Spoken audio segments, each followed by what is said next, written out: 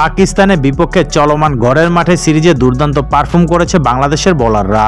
মুস্তাফিজুর রহমান, শেখ মেহেদীদের এমন পারফরম্যান্সের প্রভাব পড়েছে র্যাঙ্কিংয়েও। বিশেষ করে মুস্তাফিজ বড় লাভ দিয়েছে। পাকিস্তানের বিপক্ষে টি-20 সিরিজের প্রথম 2 ম্যাচেই বেশ মিতব্যয়ী বোলিং করেছেন মুস্তাফিজ। পাশাপাশি 2 ম্যাচ মিলিয়েও পেয়েছেন 3 উইকেট। তাতে 17 ধাপ এগিয়ে সেরা 10-এ জায়গা করে নিয়েছেন তিনি। 653 রেটিং পয়েন্ট নিয়ে ভারতের আশদীপের সঙ্গে যৌথভাবে 9ম স্থানে আছেন ফিজ। উন্নতি করেছেন শেখ মেহেদীও। 2 ম্যাচে 3 উইকেট নিয়ে 9 ধাপ এগিয়ে 16তম স্থানে উঠে এসেছে এই ডানহাতি অফ স্পিনার।